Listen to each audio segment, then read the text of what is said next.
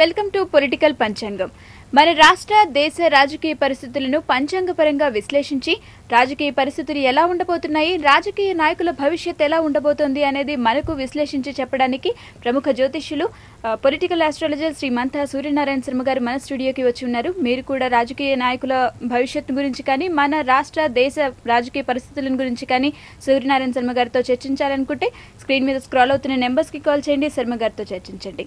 నమస్తే సార్. నమస్కారం అండి సార్. ముందుగా రీసెంట్ గా జరిగిన రాజకీయ పరిస్థితుల గురించి తీసుకుంటే చిరంజీవి గారి గురికి కేంద్ర మంత్రి పదవి ఇస్తారు అన్న వార్తలు కొంతకాలంగా వస్తూ ఉన్నాయి. అయితే ఈ రోజు జరిగిన కేంద్ర మంత్రివర్గ విస్తరణలో ఆయనకి ఏ పదవి ఇవ్వలేదు. అలాగే రాష్ట్రంలో కూడా ఆయన పార్టీ నుంచి ఒక్క మంత్రి పదవి కూడా ఆయన పార్టీ నుంచి ఏ ఒక్కరికి ఇవ్వలేదు. ఇదంతా ఎందుకు జరుగుతుందంటారు? అంటే ఆయన గ్రహస్థితి బాలేక అంటారా, లేక పార్టీ గ్రహస్థితి బాలేక అంటారా? చక్కటి ప్రశ్న వేశారండి. చిరంజీవి గారి గురించి మనం ఈరోజు ఆరంభిస్తున్నాం. అయితే ఇక్కడ ఏంటంటే చిరంజీవి గారికి ఒక ప్రజారాజ్యం పార్టీ అని ఒక పార్టీ ఉంది. ఆ పార్టీ ఇప్పుడు ఎక్కడ ఉందో జెండాలు కూడా కనిపించట్టు, అది వేరే సంగతి అనుకోండి. అయితే ఇక్కడ ఏంటంటే చిరంజీవి గారి జాతకం మనం తీసుకున్నప్పుడు ఏంటంటే జాతక రీత్యా మనకి ఏం కనబడుతుందంటే ఇక్కడ 22 ఆగస్టు 1955 పుట్టినట్టుగా కనబడుతుంది. ఇది కూడా ఆయన చిత్తా నక్షత్రంలో పుట్టి ఉంది. ఇక్కడ ఏంటంటే కష్టాలు వచ్చినప్పుడు అందరికీ ఒకేసారి అన్ని కష్టాలు ఒకేసారి వచ్చినట్టుగా, యోగం వచ్చినప్పుడు అన్ని యోగాలు ఒకసారి కనబడినట్టుగా ఇది కొంతమంది జాతకాలు ఉంటాయి. సో ఆ విధంగా అయినప్పుడంటే ఈయన జాతకాన్ని చూసినప్పుడు ఇక్కడ చిత్తా నక్షత్రం అవడం, తర్వాత కన్యా రాశి అవ్వడం, తర్వాత లగ్నం చూస్తే తులా లగ్నం అవడం, ఈ తులా లగ్నంలో శని ఉచ్చ స్థితిలో ఉండడం, శని మహారదశ వచ్చినప్పుడు రాజయోగం ఇవ్వడం, ఇవన్నీ స్పాంటేనియస్గా ఒకదాని తర్వాత రావడంతో ఆయన మెగాస్టార్గా ముందుకు ఎదగడానికి పూర్తిగా పద్మశ్రీ అవార్డు రావడం, ఇవన్నీ ఆ గౌరవపదమైన అవన్నీ రావడమే చాలా కష్టం. ఒక వ్యక్తికి అన్ని రకాలైన యోగాలు రావడం అని చాలా, ఏదైనా శని యొక్క మహారదశలు ఇవన్నీ జరిగాయి ఆయనకి. మనం ఎప్పుడు ఆ దశను ఎప్పుడు కామెంట్ చేయడానికి లేదు, అంత రాజయోగం ఆయన చూపించిందన్నమాట. అంటే అంత స్పాన్ ఆఫ్ ఓన్లీ 19 ఇయర్స్ శని మహారదశలోని 94, 96లో స్టార్ట్ చేసిందంతా అలా యోగం మీద వెళ్ళిందన్నమాట. అదేంటి సినీ ఇండస్ట్రీస్ కావాల్సిన యోగాలన్నిటికీ సంబంధించిన గ్రహాలన్నీ అనుకూలత అక్కడ బాగా కనిపించాయి. అయితే ఇక్కడే ప్రతి ఒక్కరూ ఏం చేస్తారంటే ఇబ్బందికరమైన స్థితి చూస్తారు. నాకు ప్రజల ఆదరణ ఉంది అనేసరికి ఆటోమేటిక్గా అనుకుంటే ఆ ఆదరణతో ఇంకేదైనా కూడా చేయించండి. అంటే ఇది జాతకాన్ని రాజకీయంగా ఎంతవరకు బలం ఉన్నదని విశ్లేషణ చేయడం చాలా అవసరం ఉంటుంది. చాలామంది ఏం చేస్తారంటే ఇక్కడ సినీ ఇండస్ట్రీలో ఉన్న వాళ్ళు చాలామంది ఇప్పటికీ నేను చూస్తున్నాను ఏంటంటే రాజకీయంలోకి రావడము, వచ్చిన ఎంతోమంది కూడాను ఒకసారి గెలవడాలు, లేకపోతే గెలవకపోవడము, ఓడిపోవడము, మళ్ళీ అదే కనుమరుగైపోవడం రాజకీయ రంగంగా, ఇవి మనం చూస్తూనే ఉన్నాం. ఎంతోమంది సినిమా యాక్టర్స్ మనం చూసిన రకంగా ముందుకు వచ్చిన కృష్ణ గారు వచ్చారు, ఒకసారి గెలవడానికి ప్రయత్నం చేశారు. అలా కోట శ్రీనివాసరావు గారు వచ్చారు, ఒకసారి గెలవడానికి ప్రయత్నం చేశారు. అలాగే కృష్ణరాజు గారు వచ్చారు. ఇలా మనకు కనబడుతున్న మంచి ఫేమస్ ఆర్టిస్టులు అందరూ మనకు రావడము, ఇవన్నీ మనం చూస్తున్నాం. మనకి ఇదేంటి మన బాబు మోహన్ గారు కూడా ఒకసారి వచ్చి గెలవడం జరిగింది. ఇదంతా ఏంటంటే ఈ ప్రజాదరణ అనేది ఎంతవరకు ఉపయోగపడుతుంది రాజకీయంగా, అసలు రాజకీయ యోగం ఎంతవరకు ఉంది అన్నది విశ్లేషణ చేసుకుని ముందుకు వెళ్ళడం అనేది చాలా అవసరం పడుతుంది. దీనికి పెద్ద ఉదాహరణ చిరంజీవి గారి జాతకం అన్నమాట. ఇక్కడ చిరంజీవి గారికి వచ్చినప్పుడు అంత మెగాస్టార్, అంత మహారాజు, మకుటం లేని మహారాజు స్థితిలో ఆయన ఉన్నారండి. అంటే ఒక కిరీటం లేకపోయినాడికి రాష్ట్రానికి ఆయన మహారాజు లాగా సినీ ఇండస్ట్రీలో ఆయన వెళ్ళారు. ఇక 2008 ఆగస్టు సెప్టెంబర్లో ఆయన చేసిన ప్రయత్నం రాజకీయ రంగం అనేది అంటే ఇది స్వతహాగా ఆయనకి శనిలో రాహు యొక్క అంతర్దశ వచ్చిన సమయంలో ఆయన అటువంటి ప్రయత్నం చేస్తున్నారు.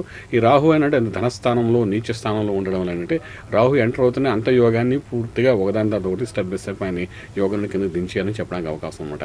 అంటే అంత మెగాస్టార్ అయ్యి ఉండి పద్మశ్రీ, పద్మభూషణ్ ఇలాంటివన్నీ ఎన్నో అవార్డ్స్ తీసుకున్న వ్యక్తిగా ఆయన ఉండి డాక్టరేట్ తీసుకున్నారు. అంత స్థితిలో ఉన్న వ్యక్తికి ఈ రాజకీయ రంగం అనేది అంటే రాహు అనేవాడు వచ్చి ఎంట్రీ చేయించాడు. నీచ స్థానం ఉన్న రాహు వచ్చి అక్కడ ఆయనకి ఏంటంటే స్థానము యోగము రెండు చూసుకుంటే ప్రజాదరణ యోగము చూస్తే ఆ యోగం పడిపోతుంది, ప్రజాదరణ అలాగే ఉంటుంది అనమాట. ఇది అనలైజ్ చేయడం అనేది చాలా కష్టమైన పరిస్థితి అనమాట ఆయన జాతకానికి. సో ఆయన ఏమనుకున్న ప్రజాదరణ ఉన్నది యోగము రెండు ఒకటేలాగా ఉంది అనుకుని ఆయన ముందుకు వెళ్ళడానికి ప్రయత్నం చేశారనమాట. యోగం పడిపోయేటప్పుడు చెప్పి పడిపోతుంది. ఏ మనిషికైనా ఒక స్థితిలో ఉన్నప్పుడు ఆయనకి ఇబ్బంది కలిగిందంటే ముందు చుట్టుపక్కల అన్ని బంధించిన తర్వాత ఆయనకు ఆ దోషం అనేది చూపిస్తుందన్నమాట.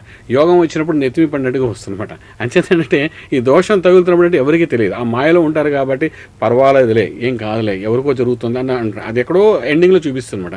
సో ఆ విధంగా ఈ రాహు యొక్క అంతర్దశ వచ్చినప్పుడు ఆయన దశ మహాదశలోని శని మహాదశలో అంతర్దశ రాహు అన్నమాట. ఆయన 93లో మొదలైంది. ఇది ఆల్మోస్ట్ 2007 ఆల్మోస్ట్ నవంబర్ తర్వాత, అంటే 2008లో మొదలైందండి. 2007 నవంబర్ తర్వాత మొదలైంది. అది అలా వస్తూ ఏం చేసినట్టు ఈయన ఆల్మోస్ట్ రాహు యొక్క అంతర్దశలోని ఆయనకి ఇంట్లో కానీ ఎక్కడైనా చూడండి, ఇంట్లో ఉన్న పరిస్థితులు చూడండి, తండ్రి గారు తల్లి గారి పరిస్థితి, పిల్లలు అన్నదమ్ములు అన్నిటి వన్ బై వన్ ఒకటి ఆయనకి డ్రాగ్ ఆన్ చేసుకుని ఉంటాయి. అంటే మానసికంగా ఒత్తిడి ఆయనకి ఆ రాహు తీసుకుని వచ్చిందన్నమాట. అలాంటి పరిస్థితుల్లో కూడా చాలా మంది ఆయన సలహా ఇచ్చి ఉంటారు. నేను కూడా ఒకసారి 2008లో సలహా ఇవ్వడానికి ప్రయత్నం చేశాను. సో ఈ రాజకీయం అనేసరికి ఆయనకి అది పూర్తిగా సక్సెస్ఫుల్ అవ్వకపోవడం కారణం అంటే ఆ కాంబినేషన్ అనమాట. సో అలాంటి మహార్దశలోనే ఆ రాజయోగం లేని పరిస్థితుల్లో ఇప్పుడు శని యొక్క అంతర్దశ గురుడు, తర్వాత శని మహార్దశ పూర్తిగా కంప్లీట్గా అయిపోతుంది అనమాట. అంటే దీని అర్థం అంటే ఒక దశాఛేదంలో ఆయన ఎంటర్ అయ్యారనమాట. ఇప్పుడు దశాఛేదంలో ఏంటన్నాడు, ఎంత బలం చేస్తుంది యోగిస్తుంది, గురుడు యొక్క ఎన్ని డిగ్రీలు ఉన్నాడు, గురుడు ఎంతవరకు బలం చేపిస్తాడు అన్న చూసినప్పుడు గురుడు అంటే స్వతహాగా ఒక స్థానంలో అలా కూర్చోపెట్టేస్తాడు తప్ప యోగం పూర్తి అవ్వడం. అంటే ఆయన ఎమ్మెల్యేగా అలా కూర్చోపెట్టారు.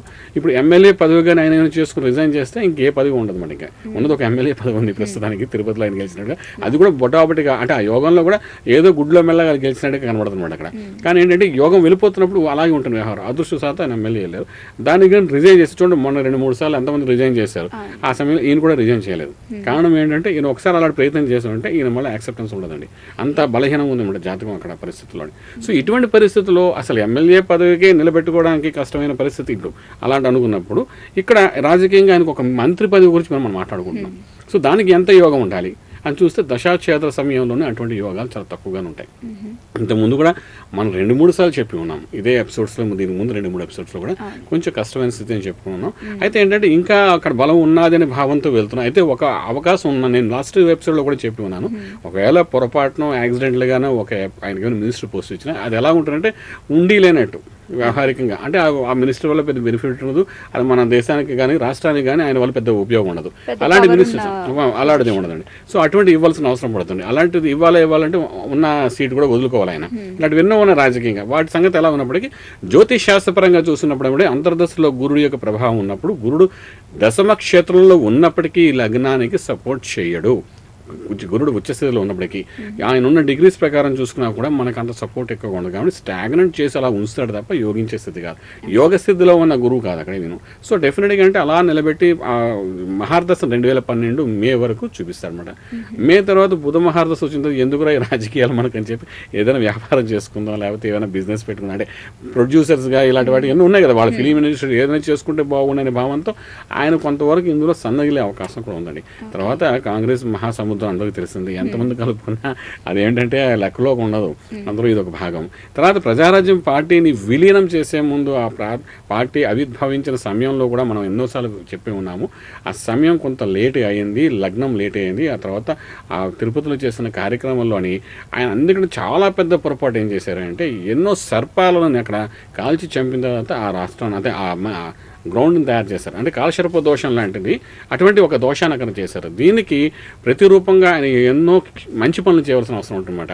సో అటువంటి ప్రక్రియ చేసిన కారణంగా ఏంటంటే ఆయన జీవితంలో ముందు జరిగే స్థితిలోనే ఎన్నో అంటే నెగిటివ్ వేవ్స్ని చూడవలసిన అవసరం పడుతున్నాడు. అంటే ఆ గ్రౌండ్ ఖాళీ చేసి అక్కడ ఒక ఇది చేశారు కదండి, పార్టీ ఆవిర్భావం కోసం ఒక పార్టీ పెట్టిన సమయంలోని కొన్ని వేల పావులనేమో అక్కడ చంపడం జరిగిందన్నమాట. అంటే బంద్ చేసి చేయడం అంటే నాగదోషం అనేది ప్రాక్టికల్గా ఆయనకి అది తగిలినట్టుగా మనం చెప్పడానికి అవకాశం ఉంటుంది. ఈ దోషం అన్నది తరతరాలకి అంటే ముందు తరానికి కూడా చూపించే అవకాశం ఉంటుందన్నమాట. ఇలాంటివన్నీ ఇవన్నిటికీ దోహదం పోవాలంటే కొన్ని వేల ఆవులు దానం చేయడం, గోదానం చేయడం, భూదానం చేయడం, ఇలాంటివి ఎన్నో మంచి కార్యక్రమాలు చేసే స్థితి ఆయనకి రావాలి. అవి చేస్తే ఈ దోషాలన్నీ పోతాయన్నమాట బేసిక్గా. సో అటువంటి స్థితిలో ఉన్న వారికి అంటే యోగం రావడం అనేది కొంచెం కష్టమైన స్థితి.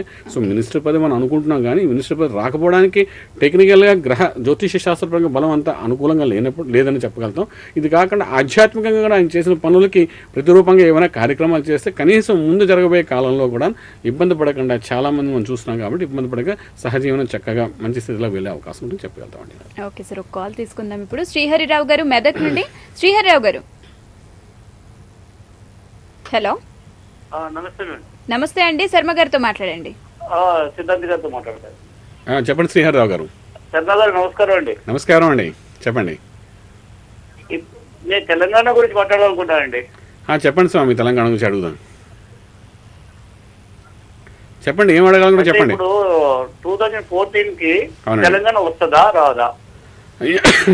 ఇప్పుడు 2014 గురించి మీరు మాట్లాడుతున్నారండి. 2014 సమయానికి చూసుకుంటే అంటే ఆంధ్ర రాష్ట్ర అవతరణ యొక్క లగ్న ప్రకారం మనం చూసుకున్నప్పుడు ఏంటంటే 2014 కాదండి, ఇంకొక నెల 2 రోజుల్లో తెలంగాణకి ఇవ్వాల్సిన అంటే ఒక సహజమైన స్థితిని తీసుకురావడానికి రాజకీయ వర్గాల వారు ప్రయత్నం చేసి అందులో సఫలీకృతమయ్యే అవకాశం ఉంది. సహజమైన స్థితి అంటే ఒక యోగమైన స్థితిని తీసుకురావడం చేసే ప్రయత్నమే చేస్తారు తప్ప మీకు తెలంగాణ ప్రత్యేక ఇవ్వడానికి మాత్రం ఈ రాష్ట్రానికి అవకాశం లేదన్నట్టుగానే లగ్న ప్రకారం మనం తెలుస్తోందండి. అయితే దీన్ని ఏ విధంగా మన రాజకీయ నాయకులు ఉపయోగించుకుంటారనేది మనం చూడవలసిన విషయం అని చెప్పగలుగుతామండి.